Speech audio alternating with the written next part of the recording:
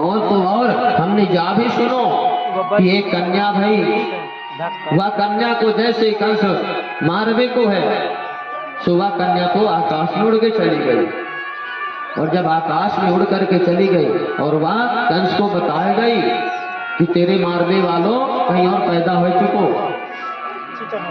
तो बाबा मेरे एक पुत्र की खुशी आपके इतने बड़े पहाड़ जैसे दुख के सामने बताने की इच्छा नहीं हुई। गोस्वामी तुलसीदास जी कहते हैं, मित्र का दुख रज मेरु समाना।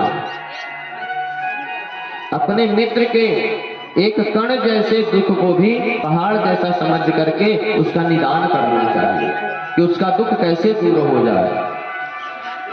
लेकिन वसुदेव जी कहते हैं कि बाबा मुझे तो ऐसा लग रहा कि आपके गोकुल में कोई ना कोई उत्पात होने वाला है। नंद बाबा समझ गए और कहते हैं कि भैया वसुदेव आपने आज तक झूठ बोला नहीं, लेकिन भगवान नारायण से प्रार्थना करते हैं कि हे प्रभु आप हमारे गोकुल की और हमारे लाला की रक्षा करना। अब इधर नंद बाबा जल्दी जल्दी सबसे मिले और समस्त सखाओं को लेकर के गोकुल की ओर चल दिए। अब इधर कंस के द्वारा भेजी गई वह पूतना जा रही है। जैसे पूतना ब्रजभूमि पर गई गोकुल के पास, और इधर गोपियां बढ़िया सुंदर सुंदर हाथों में बधाइयां ले लेकर के जा रही थी यशोदा मैया के पास भगवान को बधाई देने के लिए। वह पूतना मौसी मन में विचार करती है। क्या विचार करती है? यह सब गोपियां जा रही हैं हाथ में बधाई का सामान लेकर के, तो जरूर किसी ना किसी के यहाँ एक बालक जायो है, तो क्यों ना मैं भी इन्हीं के साथ में, इन्हीं के झुंड में मिल जाऊं, इन्हीं के साथ मैं भी चली जाऊंगी। ऐसा मन में विचार करती है और बढ़िया सुंदर रूप धारण करती है। ऐसा रूप धारण की कि मानो आज साक्षात वैकुंठ से माता लक्ष्मी आ रही हैं भगवान का दर्शन करने के लिए। इतना सुंदर रूप बनाती है। आज वह पूतना इस तरह विचार करते हुए जा रहे हैं कि मैं किस प्रकार जा करके भगवान को बधाई दूंगी, किस प्रकार यशोदा मैया से मैं बोलूंगी। और समस्त गोपियों से वह पूतना कहती है चलो भाई हम भी नंद भवन करते हैं। हम जैसे ये पूतना पहुंची आज यहाँ पर श्री सुखदेव भगवान लिख रहे हैं, कह रहे हैं, क्या कहते हैं श्री सुखदेव भगवान कि बाल ग्रहस्तत्र विचिन्नवती शिशुनो, यानी आज एक बालकों को मारने वाला ग्रह आ रहा है। पूतना रूपी ग्रह आज भगवान के पास आ रहा है।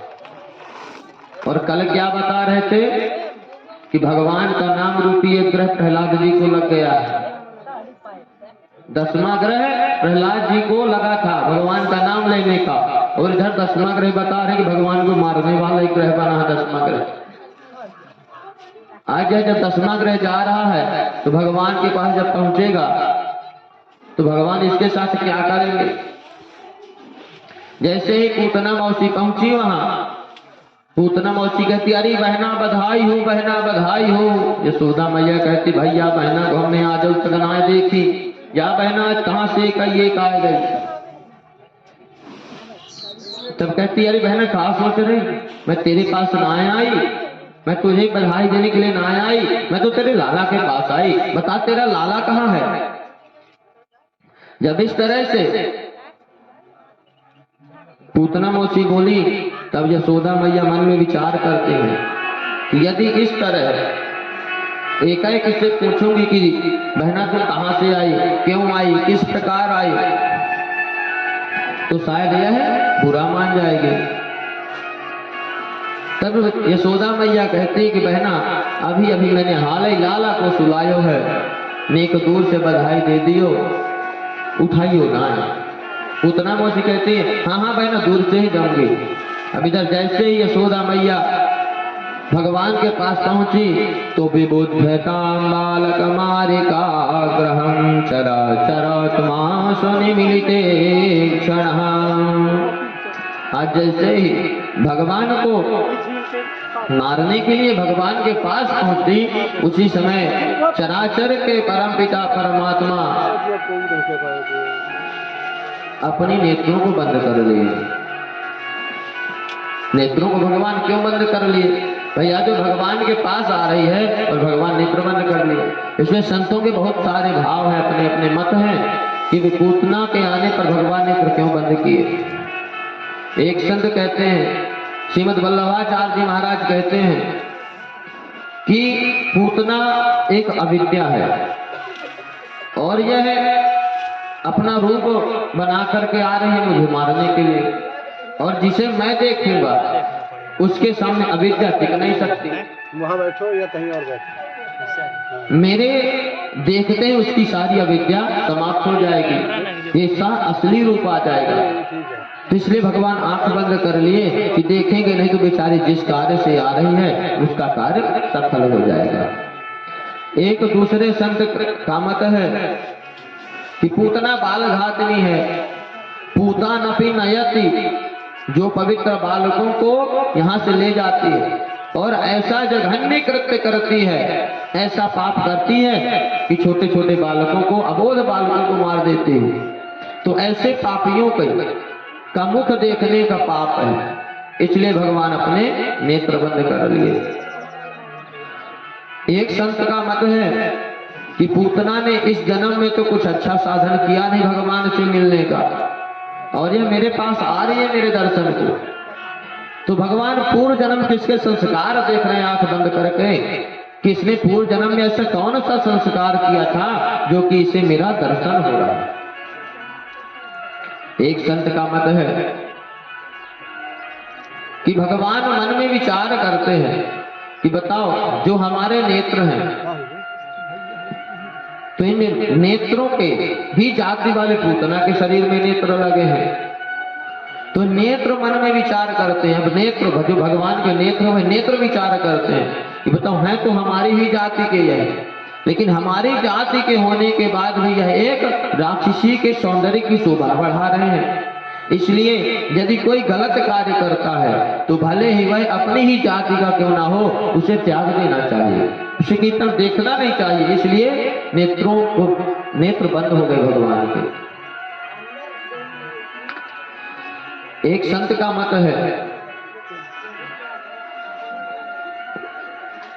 कि पूतना आ रही हमें मारने के लिए, कहीं यदि हम आंख खोल करके उसकी तरफ देखते रहेंगे तो कहीं हमें देख करके ऐसा ना सोच ले कि यह बताओ कितना निडर बालक है कि मैं जा रही इसे मारने के लिए, लेकिन यह बालक डर नहीं रहा, इसलिए कहीं भाग न जाए। इस तरह के संतों ने अपने अपने अलग अलग बहुत सारे मत दिए हैं कि भगवान के नेत्र क्यों बंद हुए। आज पूतना जैसे ही भगवान के पास आई, भगवान तो नेत्र बंद किए थे, वह पूतना मौसी भगवान को अपने गोद में उठा लेती है, भगवान को बढ़िया पुचकार करके खेल खिलाती है, अपनी गोदी में लेकर के कहीं उछालती है और तस्मिन् स्तनम दुर्जर वीर्य मूलबड़म गौरांकमादाय शिशोर ददावथो गाढ़ं कराभ्यां भगवन् प्रपीड्यत प्राणै समं रोष समन्वितोऽपि बत। वह अपनी गोद में लिए हुए भगवान को अपने पयोधर भगवान के मुख में रखती है कि भगवान स्तनपान करने लगे, और वह अपने पयोधरों पर क्या लगा करके आई थी? कालकूट विष। अब वह नंद भवन से बाहर जाने की चेष्टा करने लगे, भगवान को गोद में ली है और नंद भवन से बाहर जा रही है। धीरे धीरे जैसे दरवाजे के बाहर पहुंची, वह अपना रूप बना करके सीधे आकाश में उड़ गई। अब तो नंद भवन में शोर हो गया कि भाई लाला कहाँ है, लाला कहाँ है। कुछ ग्वाल वालों ने बताया कि भाई एक बार राक्षसी जा रही लाला को लिए हुए। इधर भगवान पहले पूतना मौसी के पयोधरों पर लगा हुआ कालकूट विष पिए और जब कालकूट विष पिए विष समाप्त हो गया तो पूतना मौसी के पैर का पान करने लगी, दूध पीने लगे। और जब दूध समाप्त हो गया तब भगवान पूतना के प्राणों को पीने लगे। और जब प्राणों को पीने लगे तब पूतना मौसी के हृदय पर दर्द होने लगा। भाई किसी के प्राण जाएंगे तो दर्द तो होगा, तो पूतना को विरह वेदना होने लगी, दर्द होने लगा। तो पूतना कहती है कि सामुंचालमिति प्रभाषिणी निष्पीड्यमानाखिल जीव मरमणि विव्रत नेत्रे चरणो भुजो मोह प्रश्विन्न गात्रा क्षिपति रुरोदहा। वह पुकारने लगी सामुंचालमिति प्रभाषिणी, अरे बेटा छोड़ छोड़ छोड़ मुझे। भगवान कहते हैं मौसी अब छोड़ छोड़ कहने से काम नहीं चलेगा, अपने राम एक तो किसी को पकड़ते नहीं, और यदि एक बार पकड़ लिए तो जीवन में छोड़ते नहीं हैं, इसलिए मौसी अब छोड़ने से काम नहीं चलेगा। अब जब पूतना मौसी के प्राण निकलने लगे, भगवान प्राण पीने लगे, उस समय पूतना मौसी के नेत्र उलट गए, हाथ पैर पटक पटक करके रोने लगी, उसके शरीर से पसीना निकलने लगा, पूतना का शरीर पसीने से लथपथ हो गया। और इसी समय पूतना का शरीर छूट जाता, प्राण निकल गए, मुंह फट गया, और पूतना के शरीर ने गिरते गिरते 6 कोस के वृक्षों को कुचल दिया। इतना बड़ा शरीर था भयानक पूतना का, 6 कोस का, और जितने पेड़ थे 6 कोस में वे सारे टूट गए। इधर से सब ग्वाल बाल गोपियां पहुंची, यशोदा मैया पहुंची। तो जब जाकर के पूतना मौसी के पहाड़ जैसे शरीर में देखते हैं तो भगवान ऊपर खेल रहे थे। कुछ ग्वाल बाल गए और भगवान को गोद में लेकर के नीचे लेकर के आए। यशोदा मैया अपनी गोद में ले स्तनपान करवाते हैं। रोहिणी मैया से कहती हैं कि बहना अपना लाला तो ठीक है, ठीक दिख रहा, घर में लेकर के आए। गोमूत्रेण स्नापयित्वा पुनर्गोरजसार्भकम् रक्षां चक्रोश्च सकृता द्वादशांगेषु नामभिः। यशोदा मैया और रोहिणी मैया दोनों ने भगवान को लेकर के गौशाला में जाती है। देखिए कितनी सुंदर बात यहाँ पे लिखी, सब लोग ध्यान देंगे। तो क्या करती है, गौशाला में भगवान को लेकर के जाते हैं। गौमूत्रेण स्नापयित्वा पुनर्गोरज सार्वकम, सबसे पहले गौमूत्र से स्नान करवाते हैं, फिर गैया मैया की पूंछ से झाड़ा देते हैं, और जो गैया मैया की रज है, जो गौशाला की रज होती, रज माने धूल, स्नान करवाने के बाद वहां की रज भगवान के मस्तक पर लगाती है। ऐसा क्यों करती हैं? ऐसा करने से यदि बालकों को नजर लगती है या कुछ भी अला बला की बुरी नजर है, वह सब समाप्त हो जाती है। अब यहाँ पर झाड़ा दे रही हैं यशोदा मैया, आज भगवान को झाड़ा लगा रहे हैं। भागवत जी में इसका नाम बाल रक्षा कवच है। 8 वर्ष तक के बच्चों को इससे यदि झाड़ा लगाया जाए तो उसके सारे कष्ट समाप्त होते हैं। अब कैसे झाड़ा लगा रही हैं?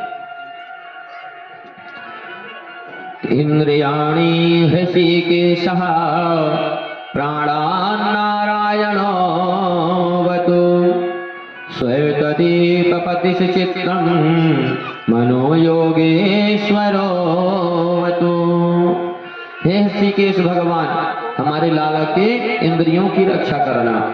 हे भगवान श्रीमन नारायण, हमारे लाला के प्राणों की रक्षा करना।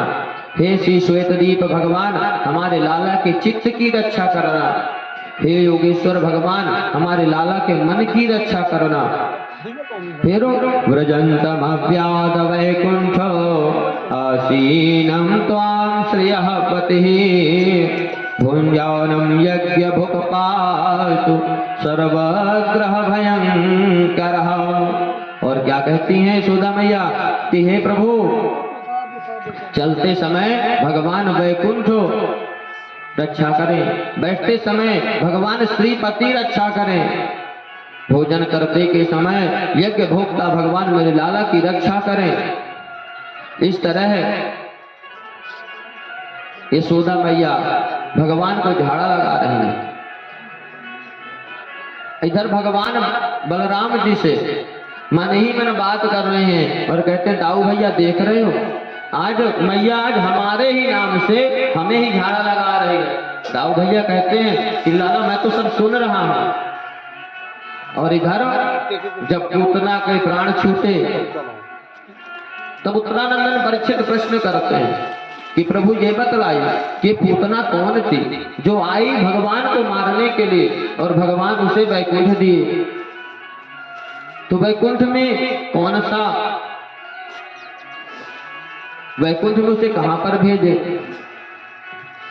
तब श्री सुखदेव भगवान कहते हैं राजन, भगवान पूतना को ऐसी गति प्रदान किए जो गति अपनी मां को देना चाहिए। और यह पूतना थी कौन? पूर्व जन्म में यह राजा बलि की कन्या रत्नमाला थी। जो राजा बलि के भगवान गए थे वामन का रूप धारण करके, यह राजा बलि की कन्या रत्नमाला थी। जब वामन भगवान जा रहे थे राजा बलि की यज्ञशाला की ओर, अपने छोटे छोटे नन्हे नन्हे पांवों से ब्रह्मचारी का रूप धारण किए हुए, तब ये रत्नमाला भगवान के उस स्वरूप को देखती है और कहती है यदि इतना सुंदर मेरा बालक होता तो मैं स्तनपान करवाती। और जैसे ही वामन भगवान राजा बलि से सर्वस्व ले लिए, तब यही रत्नमाला क्या कहती है, चाहे भले ही मेरा बेटा क्यों ना होता मैं इसे जहर दे करके मार डालती। भगवान कहते देवी ये दोनों कार्य आपके हम अगले जन्म में मनोरथ पूर्ण करेंगे, दोनों मनोरथ पूर्ण करेंगे हम। आज पहला भाव क्या था कि भले ही मेरा बालक इस तरह से मेरा बालक होता तो मैं इसे पहपान कराती। तो आज पूतना आती है तो पहले भगवान को पहपान करवाती। और दूसरा भाव क्या था, भले ही मेरा बालक क्यों ना होता मैं इसे जहर दे करके मार देती। तो आज अपने पयोधरों पर विष लगा करके जा रही है। तो इसके दोनों मनोरथ भगवान पूर्ण करते हैं। तो यह अरे अज्ञात सब कहाँ का। अब नंद बाबा इधर से आए। नंद बाबा कहते हैं भैया जो शरीर है अपने अपने घरों से कुल्हाड़ी लेकर के आओ और जितने पेड़ टूटे सब इसके ऊपर रख दो, काट काट करके और आग लगा दो। और जैसे ही पूतना का शरीर दग्ध होने लगा तो बड़ी सुंदर सुगंध निकली और उस सुगंध से सारा ब्रजमंडल सुवासित हो गया। इस तरह से श्री सुखदेव भगवान कहते हैं राजन, जय तत्पूतना मोक्षम कृष्णस्यार्भगमाद्भुतम् शृणुयात् श्रद्धया मर्त्यो गोविंदे लभते रतिम्। ये पूतना मोक्ष की कथा जो भी व्यक्ति सुनता है, ये भगवान श्री कृष्ण की अद्भुत बाल लीला की कथा जो भी श्रद्धा पूर्वक श्रवण करता है उसे भगवान श्री कृष्ण के प्रति प्रेम प्राप्त होता है।